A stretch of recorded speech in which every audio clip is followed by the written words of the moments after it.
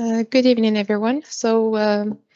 Welcome back, and we will continue the second session with the first presentation from the second session with I don't know, Zakia, with Zakia Bedar for in the subject of metagenomic approaches to investigate the neonatal gut microbiome.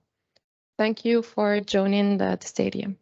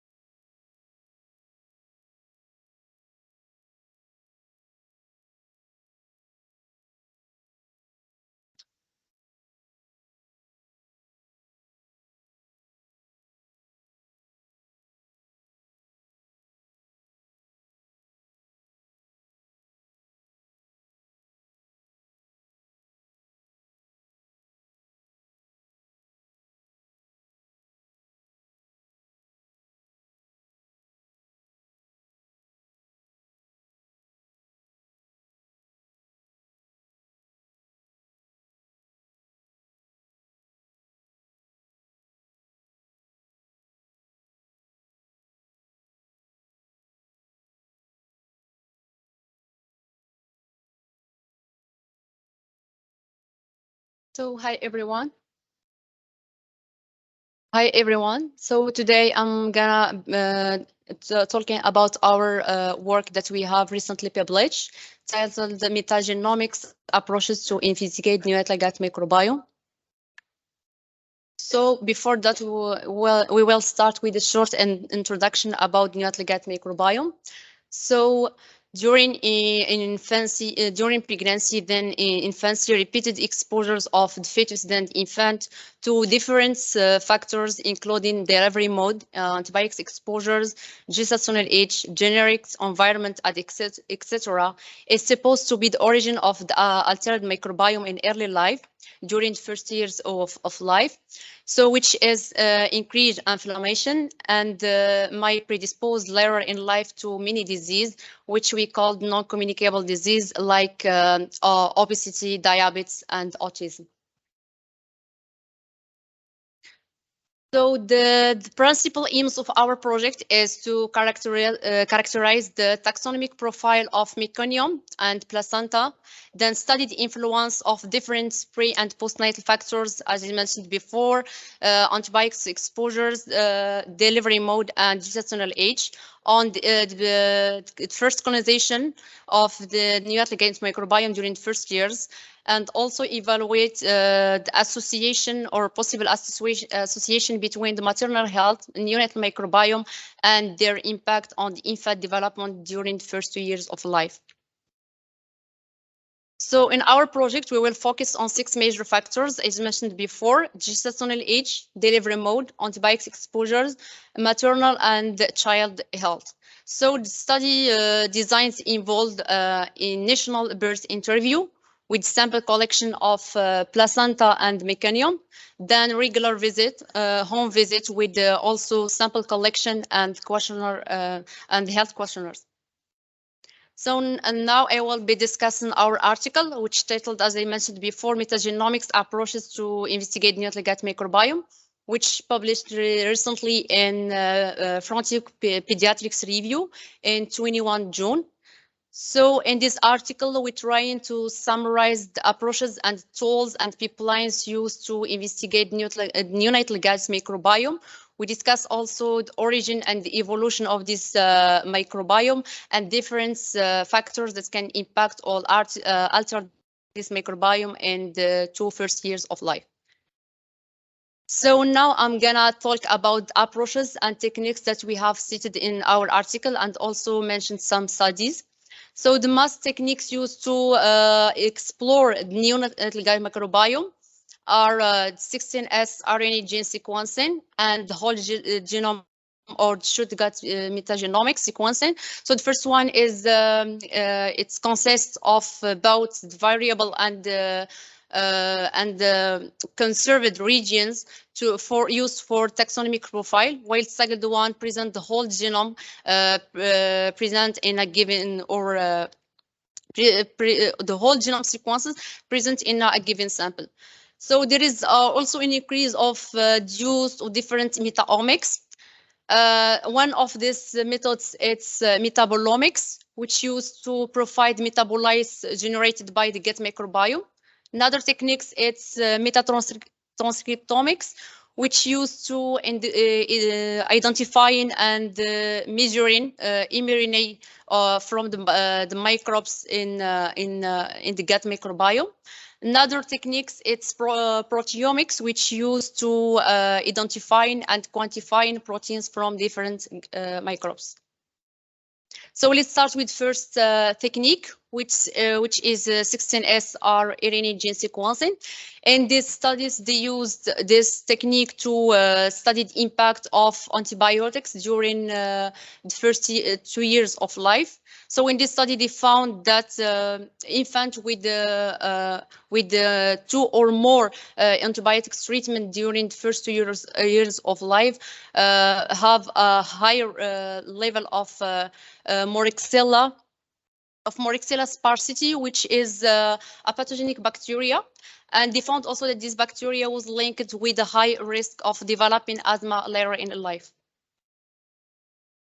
The second techniques or approaches, which is metagenomics, and it used in this work to compare the transient and the mature human milk variome composition.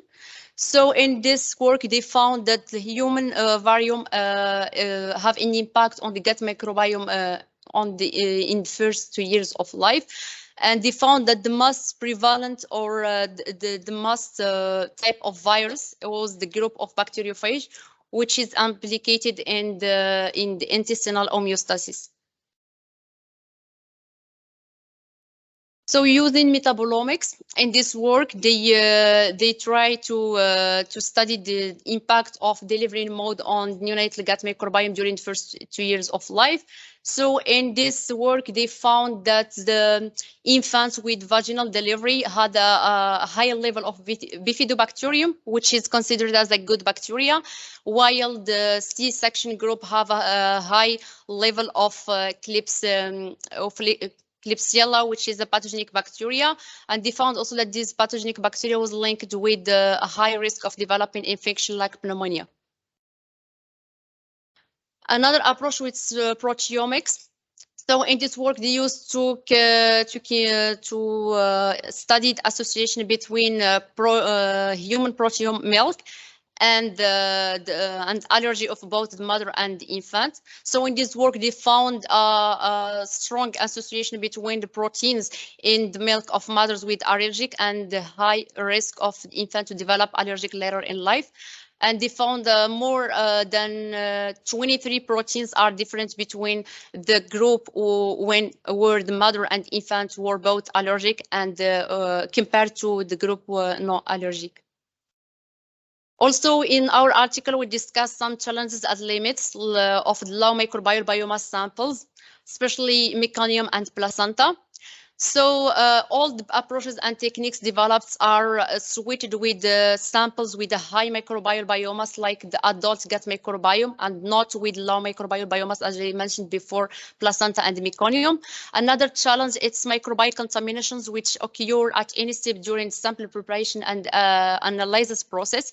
So for that, it's recommended to include controls from samples of professionals who collect and process samples, also from the drawn from the environment to avoid this possible contamination. So before ending this presentation, I would like to thank our supporters, including Sheikh Khalifa Hospital, Lal Aisha Hospital, Delivery House Al Yusr Timara, Laboratory G-Lab Casablanca, and University Muhammad VI of Health Science. Thank you for your attention.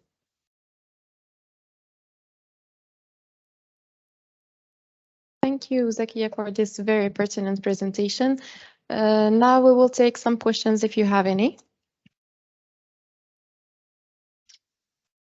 Does anyone have any questions? Well, Zakia, I have one for you, if you may allow me to. The question would be about the delivery part, the gut microbiome. How can the delivery affect the gut microbiome of the newborns? I think. So the delivery mode, there is two: vaginal delivery, which considered as normal, and the C-section. For delivery microbiome, they have so the colonization or the origin of neonatal microbiome of the infant will be the microbiome of the vagina of the mother, so which considers a good bacteria. While C-section, unfortunately, there is no this process. So the microbiome or the origin of this microbiome will become from the provisions and from the room on the environment, so which considered as a pathogenic bacteria. And might we have a resistance bacteria or some infections. Okay, thank you. Any other questions? Thank you, Zakia, for the great presentation. I want to ask you, like, for your opinion, what do you think about microorganisms entering the placenta and the baby's microbiome starts developing during that phase before delivery? Actually, this it's all we can say it's a question of debate, because there is two hypotheses. So the first one, that colonization starts during pregnancy in uterus, and the second hypothesis that the colonization starts after. So they consider that uterus is sterile. So now we cannot confirm 100% that microbiome or colonization starts in the uterus. So there is a lot of work and others. So we need others large studies to confirm if the colonization starts before or after. Yeah. Well, I have. It's still not a question. It's kind of asking for opinion. What do you think about? Well, you say that in case of the C seizure, the bacteria that the newborn get is a pathogenic bacteria.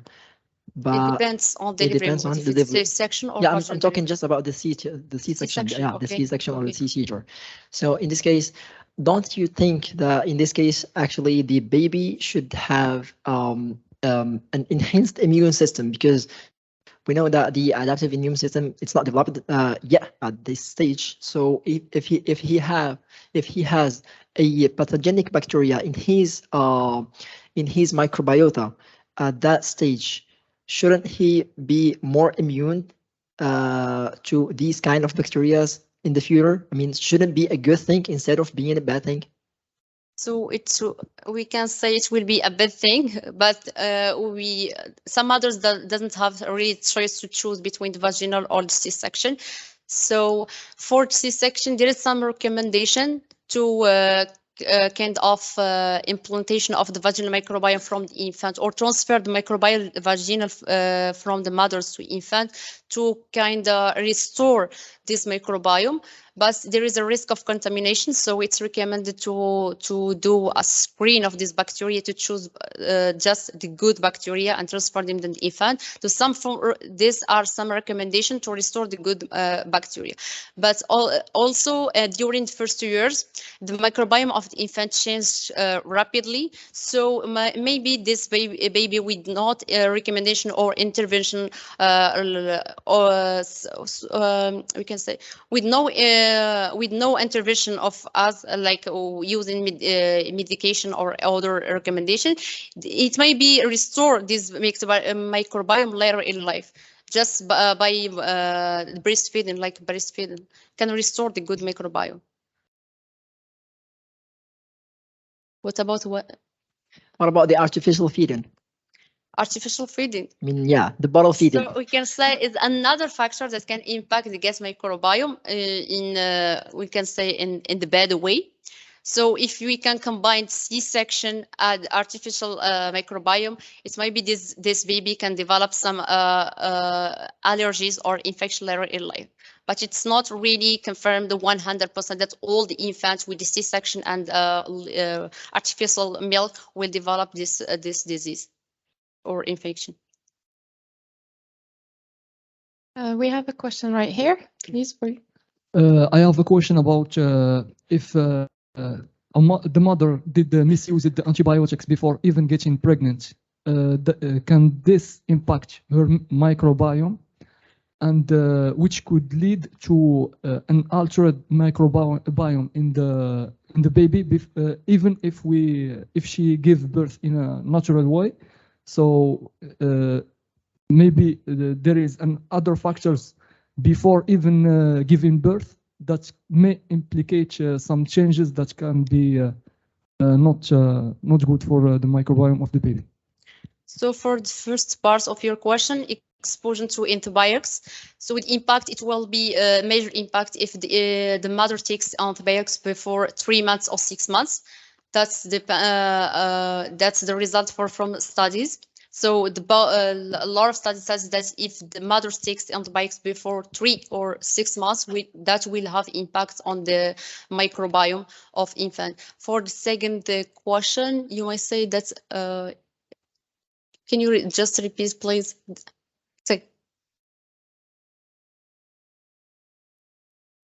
Yeah, if the mother takes, as I said, the antibiotics before 3 months or 6 months, it might have an impact on the gut microbiome of infant. And also there is different other factors, environment factors, genetics factors, delivery mode. So it's a really multi-factor. We can say that just the impact it was on antibiotics. It will be genetics, it will be environment, it will be if there is presence of pets, it will also be the impact of the environment of the home when they live, if also it's a rural or urban. So it depends. There is a lot of factors that can impact gut microbiome.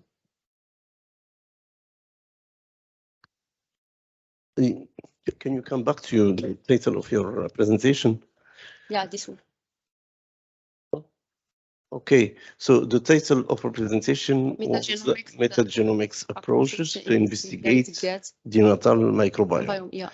This morning, Mrs. Sofia Sahli have presented a title similar to this one, named Metagenomic Approaches to Investigate the COVID-19 Microbiome. So metagenomic is metagenomics, to my knowledge. What makes it specific? What makes it so specific to your topic that you really mentioned this metagenomic is for neonatal? What makes it specific for neonatal gut microbiome?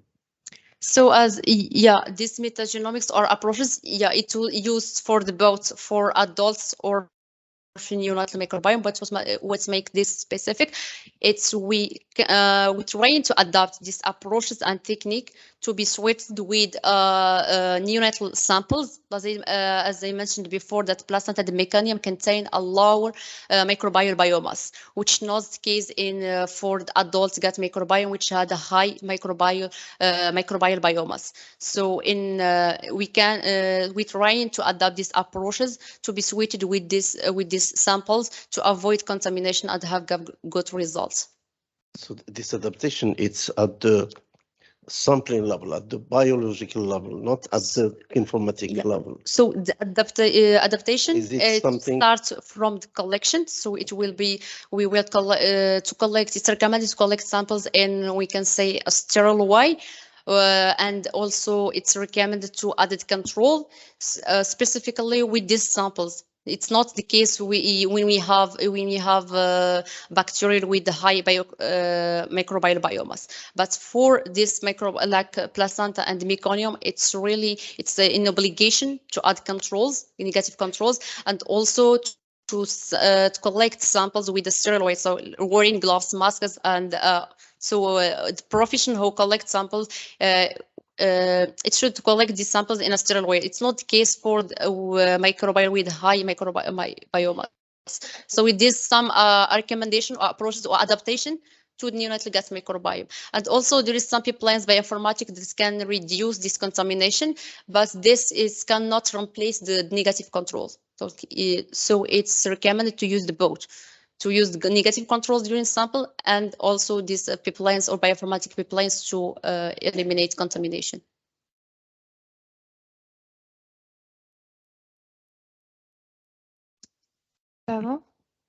Okay, thank you very much, Zakia. Now we will go to the other presentation that is all the way from Tunis. That will be presented with Hiba Ben Aribi, who is a graduate student from University El Manar, Tunis, and she is a holder of the master degree in neuroscience and biotechnology. She is also representing Tunis for the RSG North Africa, and she will be presenting bioinformatics tools developments. We are ready if you are ready, Hiba. Thank you. Yes, I'm ready. Hello, everyone. Hello, everyone. Thank you for the invitation. I will start my presentation. I will talk about bioinformatics tool development as a beginner. Most biologists think that they need data science or engineering background to develop tools, but that's not always true. I will share with you the easiest way to get into bioinformatics tool development as a bachelor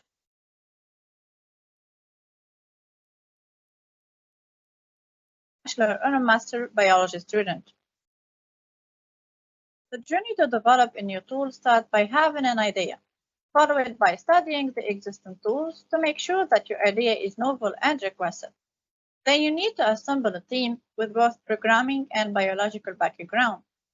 You also need fundings. And once you develop your tool, you need to share it as open source or commercial tool.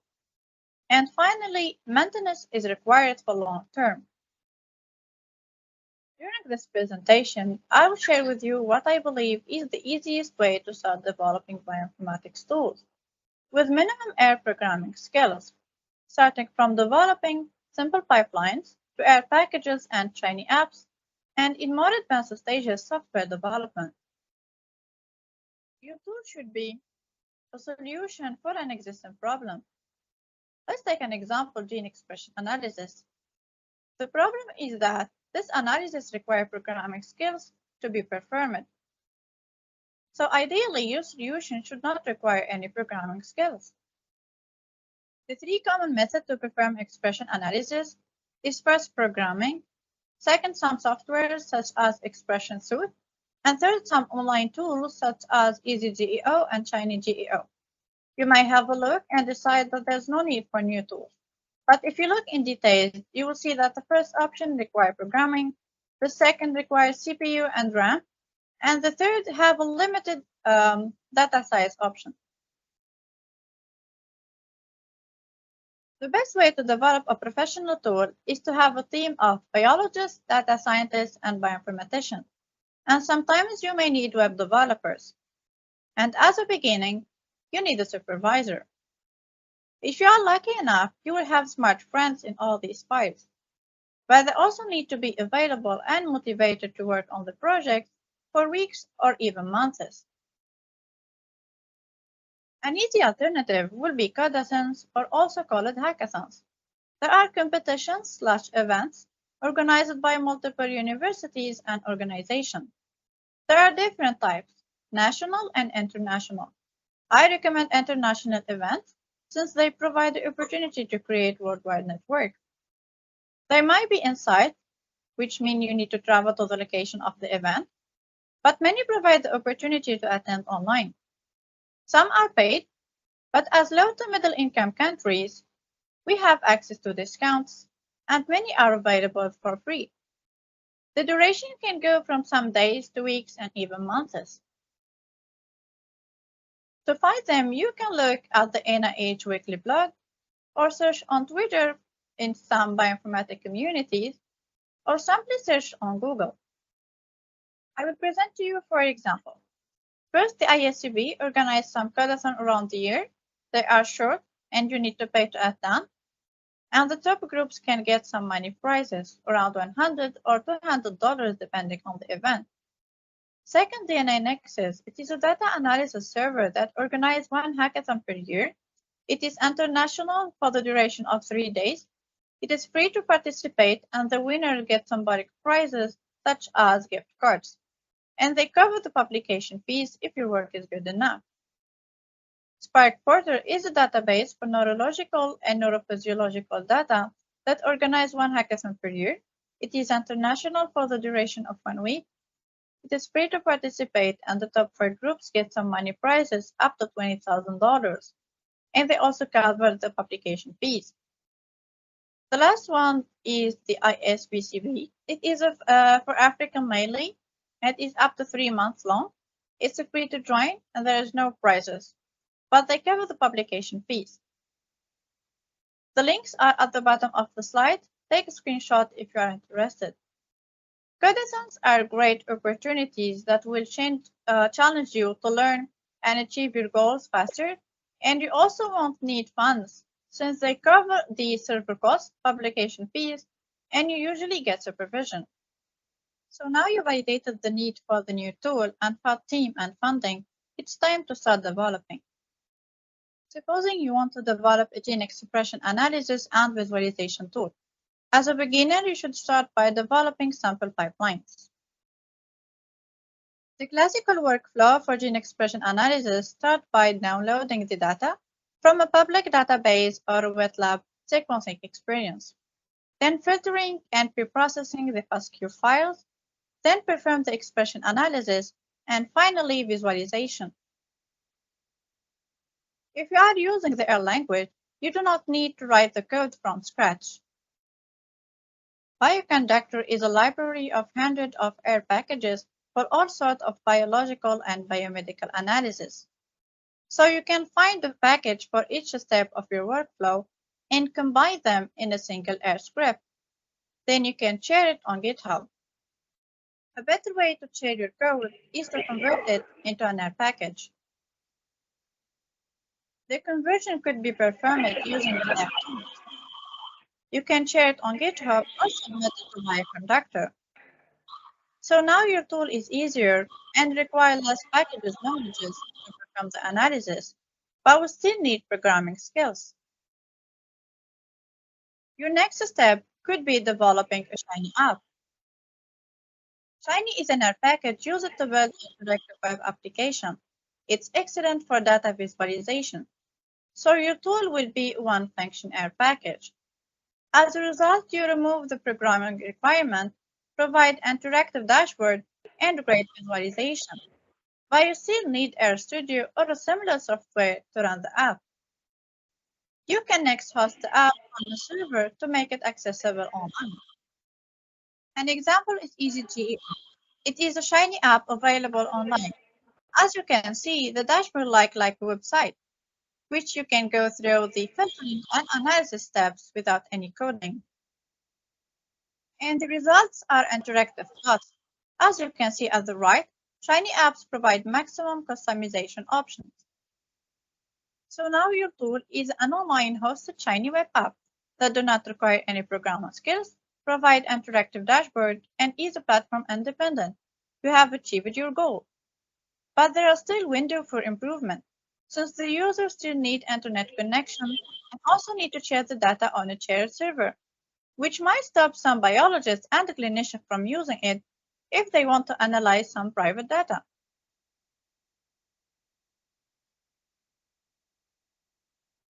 A more advanced option is to develop a software. You can either develop a new code and keep the same features, or you can simply convert your Shiny app into a application using a combination of Shiny, Node.js, and Electron.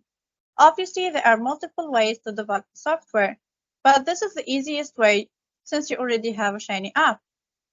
Now your local tool have no programming requirement, provide interactive dashboard, and is accessible without a server or an internet connection.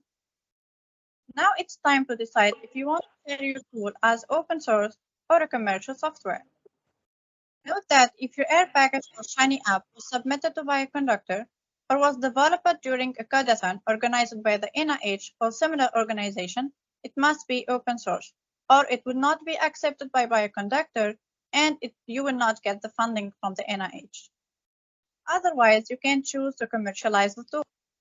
There are 3 ways to do so. First, create a website from which the user needs to pay for the license to be able to download the tool. But if you don't want to share the code, you can create a server, people pay and send the data, and then receive the result. And if you have multiple tools, you can combine them into a platform in which people pay to get access to the tools. A more advanced example is Biostrand. It is a Belgian startup initiated as an omics data analysis and management platform. As you can see at the right, it includes multiple biological and biomedical data analysis service. The final step will be maintenance. If your tool is open source, the user can contribute to maintain the tool via GitHub, via reporting the issues and suggesting solution. And if it is commercial, you need to hire some employers. This is the end of the presentation. Obviously, tool development is a very wide field, but I just wanted to present a simple strategy that the audience of this presentation can relate to and actually practice it. Thank you for listening, and thank you again for the invitation. Thank you, Hiba, for your great presentation. Are there any questions for Hiba?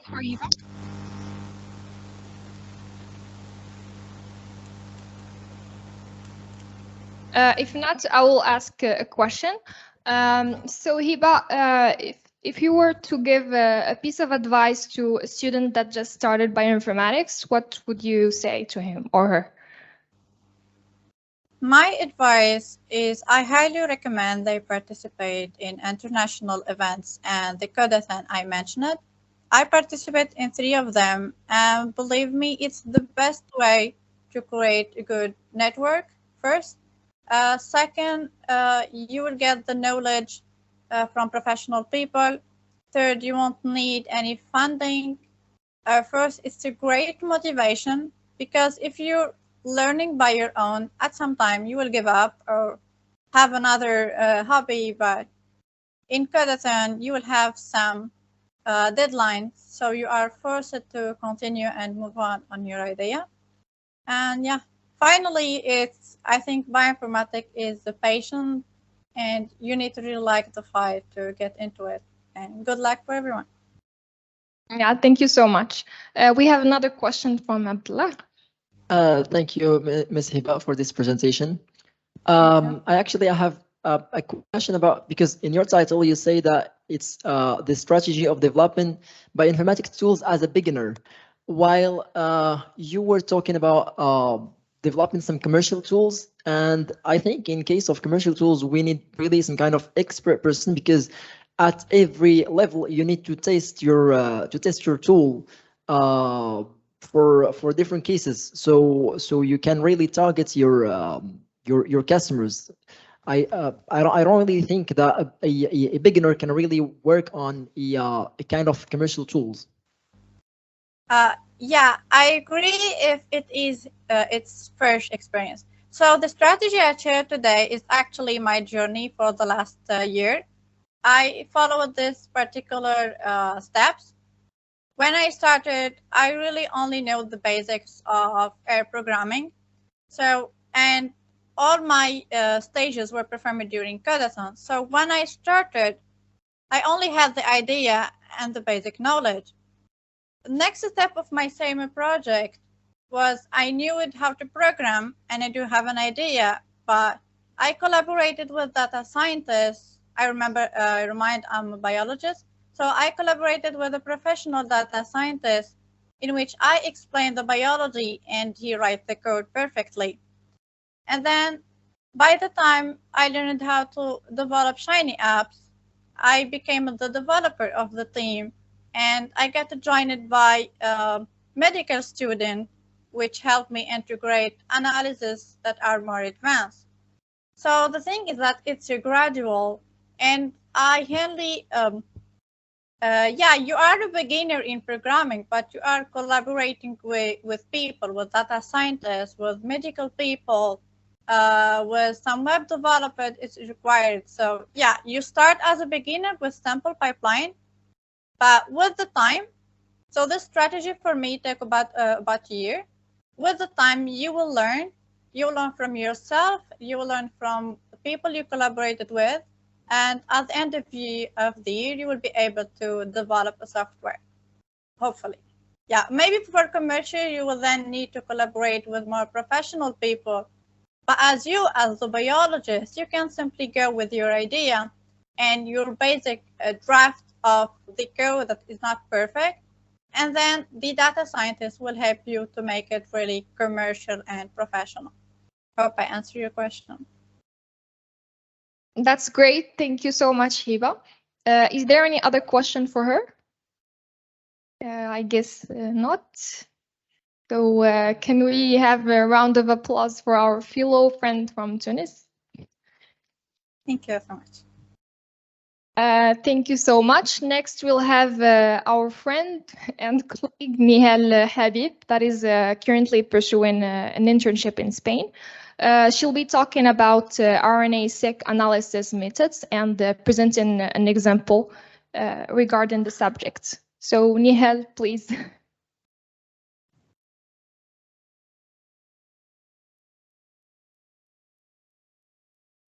Nihal, can you hear me? Yes, I can hear you. If Hiba can please stop sharing her screen so I can share mine. Oh, sorry, I was talking.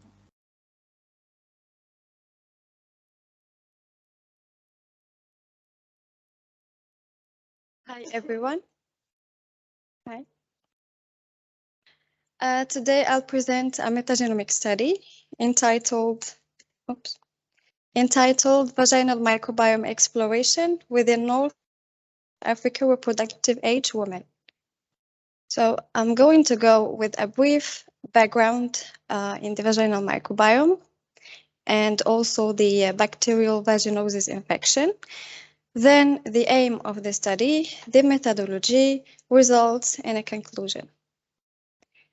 So first, the vaginal microbiome consists primarily of the lactobacillus bacteria, which maintain the acidity environment and prevent the virulent bacteria and any other urogenital infections, such as the bacterial vaginosis. So the bacterial vaginosis is a predominant microbial characterized by a change in the vaginal microbiome composition from a dominant lactobacilli bacteria, lactobacilli microflora, into an overgrowth of anaerobes. And so, as I said, today we're going to investigate or explore the vaginal microbiome composition within women that are healthy and women that have the bacterial vaginosis. And so to explore the composition, we will compare 4 groups of study. So, and to do that, we will use the metagenomic approach, which is the 16S rRNA gene sequencing, in order to profile the bacterial taxonomy. So 33 women were included in this study and divided into 4 study groups. So there is healthy pregnant woman, healthy not pregnant woman, diseased not pregnant woman, and diseased pregnant woman. And by diseased, I mean woman with bacterial vaginosis infection. So the samples were collected from the mid-vagina, and the microbial DNA was extracted. Then the PCR amplification targeted the hypervariable region V3 and V416S rRNA. The sequencing was performed using the Illumina MySeq platform, and the reads are analyzed by the EZ-BioCloud.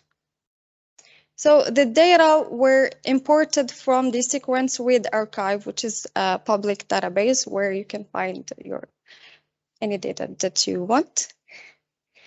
And then, so this is the EZ-BioCloud.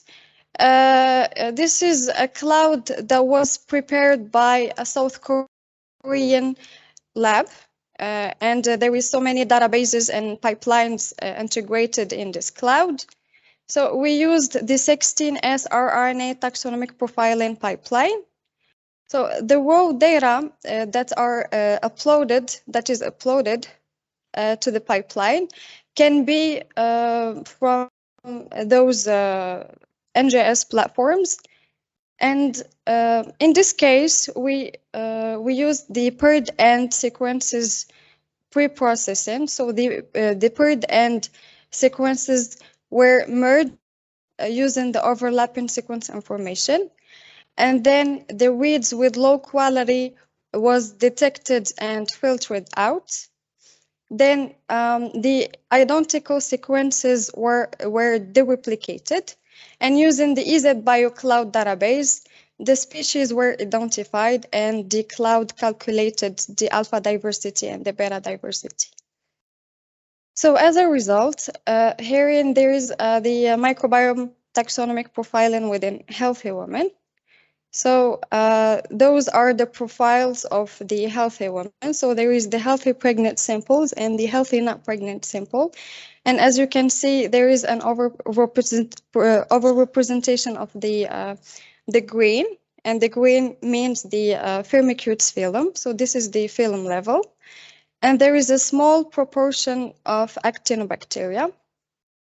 So this is the species level within the healthy not pregnant woman. So as you can see, there is 95% of Lactobacillus iners. Here also there is 93% of Lactobacillus iners, and here this is the healthy pregnant woman.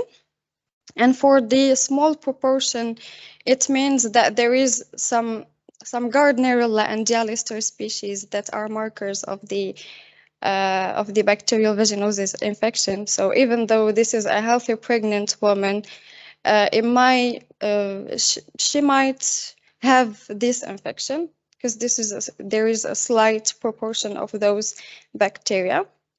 And for the woman with bacterial vaginosis, we have those profiles.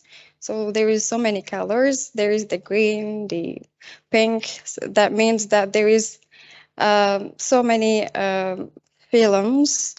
In the diseased pregnant woman, there is an overrepresentation of the Firmicutes and actinobacteria. On the other hand, the diseased non-pregnant woman, there is Firmicutes, actinobacteria, and fusobacteria that we will see at the genus level. So at the genus level, both groups had in common the Atopobium, Gardnerella, Prevotella, Dialister in common. And there was a small proportion of Lactobacillus in both groups. At the species level, we can identify each species in sample. So here there is a decrease of Lactobacillus species and an overgrowth of anaerobic gram-negative species, such as Gardnerella and Atopobium. And here there is also other species that are present, such as Streptococcus pneumonia and Uroplasma urolyticum. Here, this is the case of a non-pregnant woman that she had 93% of Atopobium vaginae. So we can see how there is a large proportion of this bacteria.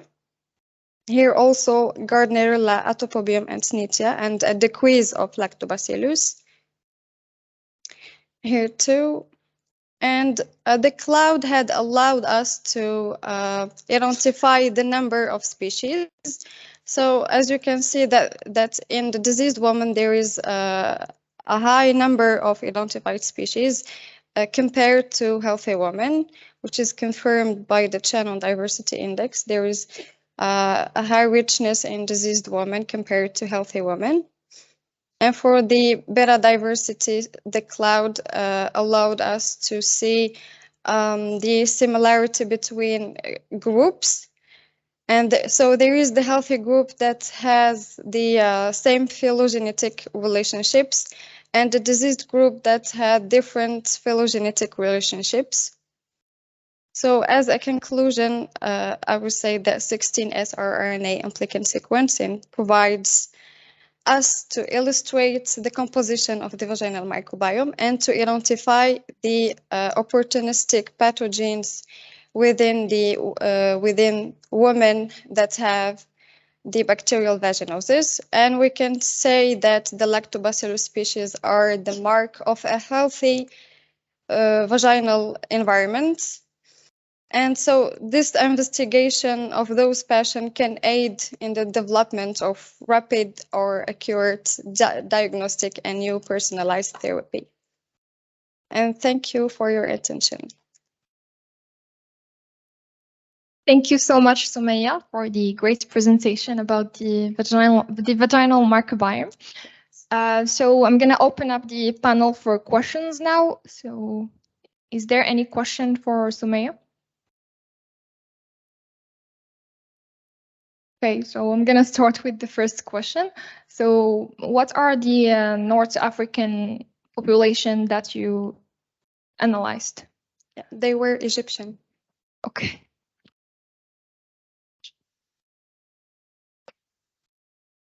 Thank you, Sumaya. You've used a web cloud Yes. for doing the analysis. So I have many questions about this cloud.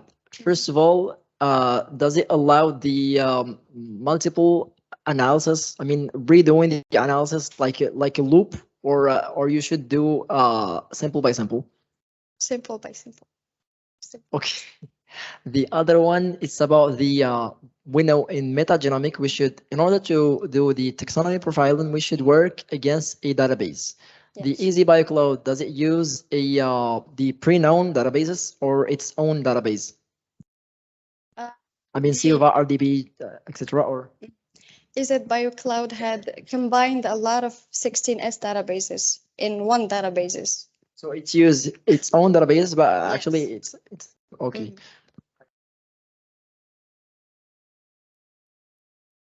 Did you look for some species that you found in the results in the literature?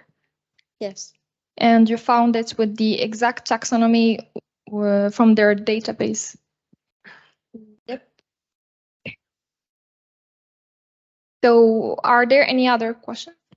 Professor Hazet? Thank you. I have a question regarding the infection. Does the infections of infect the vaginal microbiome by age also, or By age? By age, yeah. I don't think it is among the factors that that impact the incoming of the infection, but there is other factors that more important than the age, such the alimentation, the hygiene, a lot of things. Okay, I have another question. Professor. Can we have a question? At the beginning, you talked about doing taxonomic profiling, but also you mentioned functional profiling. Also? Functional profiling, taxonomic and functional profiling, or only taxonomic profiling? Are you trying to do only taxonomic profiling or also functional profiling? So we did the taxonomic profiling, and we want to go further to the functional profiling. So my question, are you able to do functional profiling with the 16S data we only? can just predict the functional profile by... How can you do?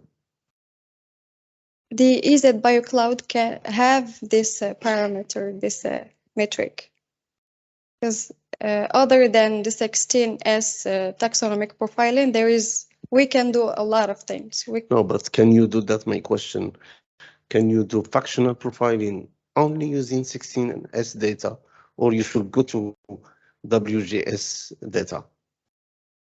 Or with the 16, we can just predict. But the functional profiling, it is done with the whole genome sequencing.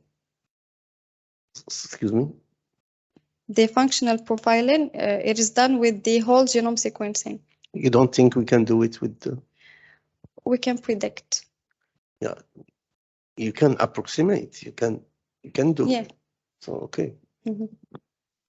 Yeah. Yes. You know that there are tools that you can do what we call functional 16. inference using X16S Yes. data, but using some tools that approximate the functional profiling. Yeah. But of course, the real functional profiling, it's you the still whole need genome sequence. metagenomic data. Okay, thank you. Yes.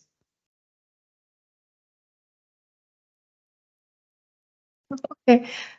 One question. Okay, we have another question there. Okay. Did you take into consideration the region from each sample was collected for women that are infected with this problem? If there are Egyptian women, is there women that are recruited from rural parts of Egypt or urban places? So maybe there is the component of hygiene or lifestyle that may impact the microbe of these women. So these women were recruited from Sharm el-Sheikh, the city. So they are not from rural regions. Okay, thank you, Sumaya. So I have one last question for you.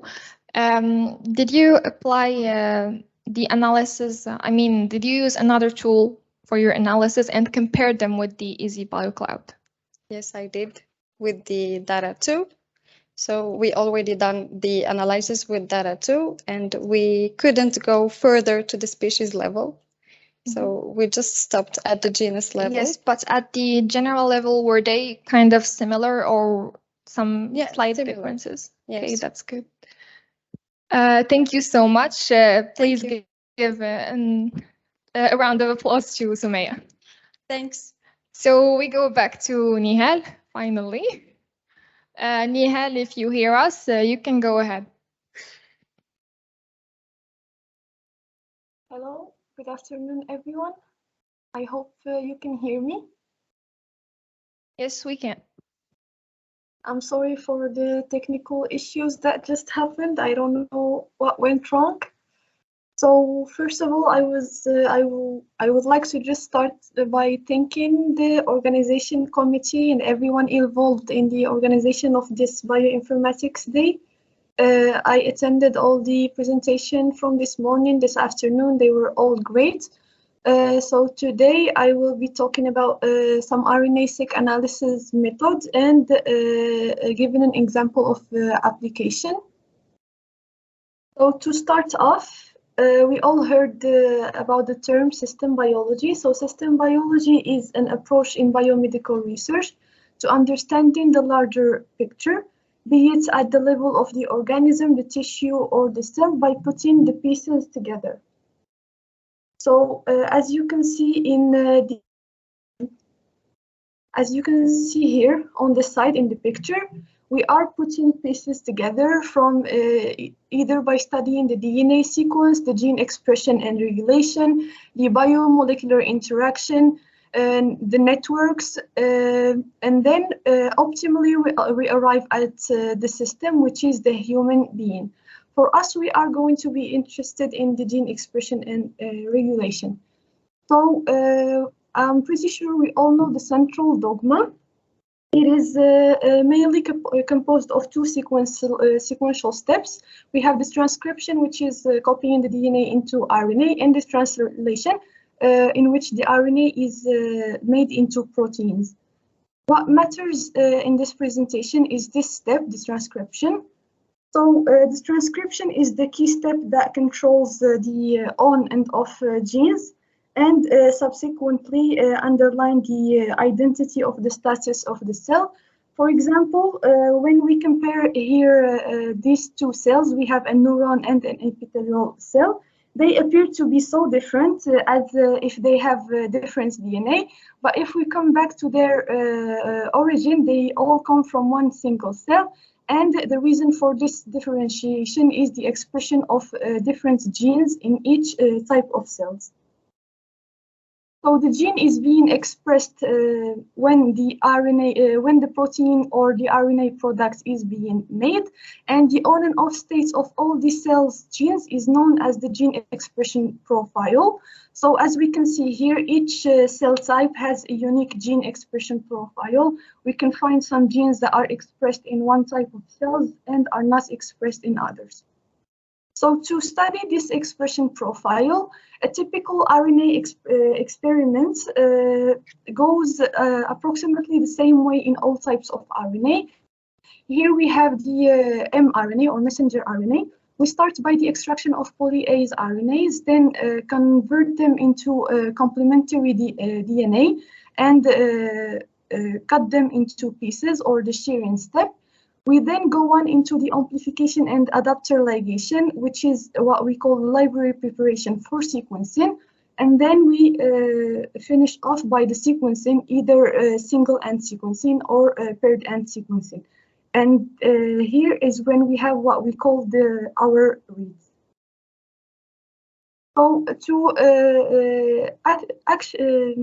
right now, we have two main strategies to study the expression of to measure the expression of the RNA. We have the microarrays and the RNA sequencing, or known as RNA-seq. So for the microarray, we start by our RNA samples. They are tagged with fluorescent tags, and then we have the hybridization to microRNA with non-transcript probes. So in this case, the expression levels are counted or are determined by the relative intensity of the fluorescence lights that are emitted from the microarray chip. So it has a low sensitivity, and it works only for known transcripts, but it comes at a lower cost compared to RNA sequencing. So for the RNA sequencing, we go through the library preparation and the sequencing. We have this method that is known for its high sensitivity. It gives us a high dynamic range and allow us to explore novel transcripts, identify new genes. So the levels of expression in these steps are measured by the read count.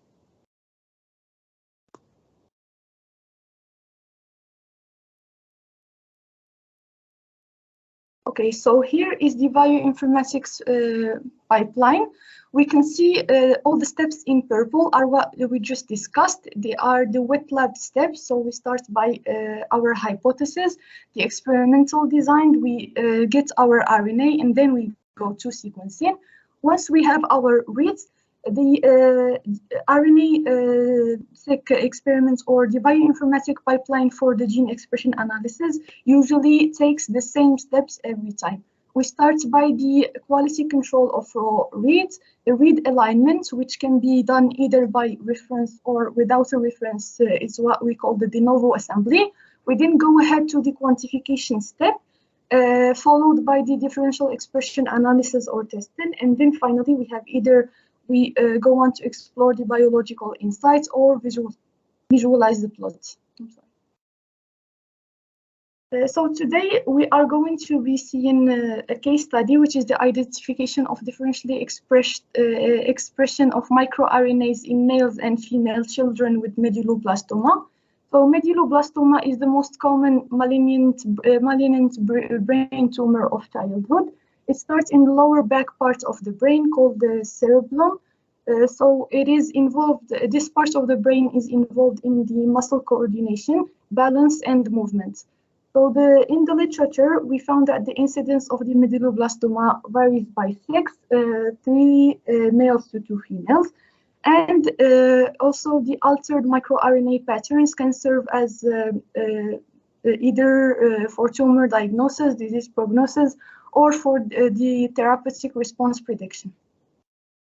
So to get the data, cerebrospinal fluid was extracted from the children. Then it was followed by the RNA extraction, library preparation, and then the sequences. And finally, we had what we call our reads. They are given to or they are submitted into public databases as FASTQ files. And then we take these FASTQ files and we start always by quality control and pre-processing. And there is to clip the adapters that were used in the sequencing process, or to remove poor quality bases. For this, we used FastQC. As you can see in the graph here A, we have the Phred score quality, which is the quality score in Phred language. And then on the other axis, we have the position with base pairs. So all that is in the green zone is good quality, the orange zone is medium quality, and in the red zone is bad quality that need to be eliminated. We also get a lot of other graphs with FastQC that shows us different measures for the quality control. So then we follow that by the read mapping, which is done to determine where our reads on the human genome come from. We align the reads to the reference genome or the transcriptome. So we have the set of reads that are that we don't know their position, and we have a reference genome or transcriptome, and then we do the mapping to determine the origin of each read. For that, we used the R subread. The read were aligned to the human reference transcriptome, and it is worth mentioning that R subread is a splice-aware aligner. So when we are dealing with the RNA-seq data, it is better to use splice-aware aligner because we have a lot of splice sites when dealing with this type of data compared to the genome. For expression quantification, it is done under the assumption that the number of reads coming from a certain gene is proportional to the abundance of its RNA in the cell. So we want to count the reads coming from each transcript. For that, we use the features count. So the data inputs consist of the alignment file and also a genomic features file or GTF files. And we have a results with our study cases on the top, the microRNAs and the counts, as you can see on the table. So the last step was the differential expression analysis. We used the SEC2 that performs this type of analysis based on the negative binomial distribution. It takes raw counts as inputs and automatically performs both the normalization and independent filtering. So the normalization is involves adjusting the raw count data in order to make each gene and each sample comparable. And the independent filtering is performed to remove the genes which have little chance of producing significant results.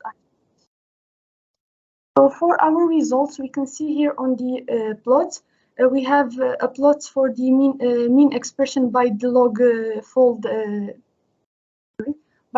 fold change, and here we have a median of 0. All the genes that are over it are the overexpressed genes. The genes that are underexpressed genes. In total, we identified 2,881 microRNAs, in which 174 were differentially expressed between the two sexes. So here is just a list of the most noticeable differentially expressed microRNAs in both male and female cases. So we then proceeded into the enrichment and annotation steps. Here we have the gene ontology enrichment, and we can see that we have a lot of categories that are enriched. For example, the protein binding, we have a lot of pathways that are involved in cell differentiation, activation, and signaling pathways. So these are the plots generated by the microRNA enrichment tool. We have here our GO terms that are enriched, and here we have the p-value of each microRNA. I couldn't put the full picture because it is very big and it will not show in details on the slides. So in conclusion, transcriptomics or the RNA-seq studies change the holistic understanding of cancer from histopathological and organic to molecular classification, opening a more personalized perspective for tumor diagnosis and therapy. It also enables an insight into the molecular mechanism underlying cancer, which has given rise to numerous trials related to transcriptome-based personalized oncology. So the further advancement of transcriptome profiling will allow for standardization and the cost reduction of its analysis, because right now cost is one of the major issues with transcriptome analysis, which will be the next step for transcriptomics to become a canon of contemporary personalized medicine. And with that, I will finish my presentation. Thank you all for your attention. If you have any questions, please feel free to ask. Thank you so much, Nihal, for the excellent presentation. So we're going to open up the panel for questions. So is there any question? So, yes. Let's warm up. So thanks, Nihal, for your excellent presentation and the courage to tackle a very complicated subject as cancer and microRNA.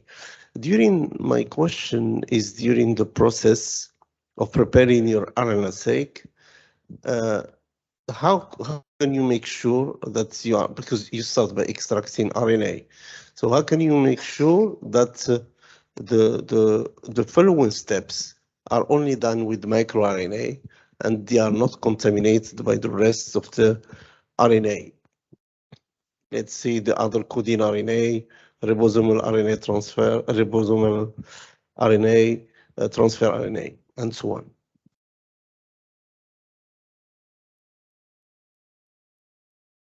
Thank you for your question, Professor.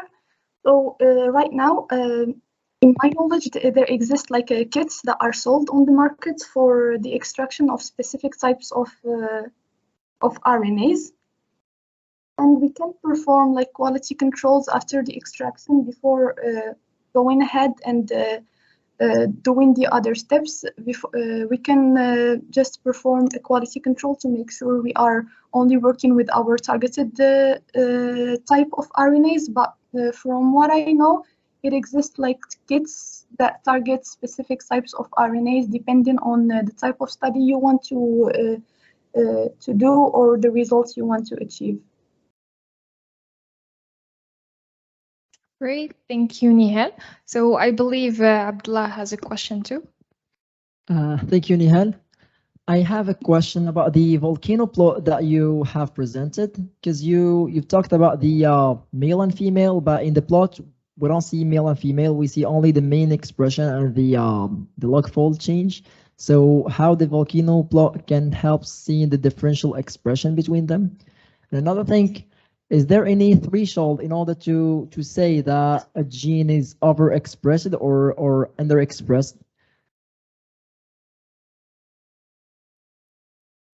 Thank you for your question, Abdullah. So for the first question, usually when generating volcano plots using DSEQ2, the expression is, I can say, automatically determined based on your inputs, on how you input your data. So the succession of your data inputs will determine which are the overexpressed gene and which are the underexpressed gene in each condition. For the second question, for this threshold, normally we can have we have to use like controls.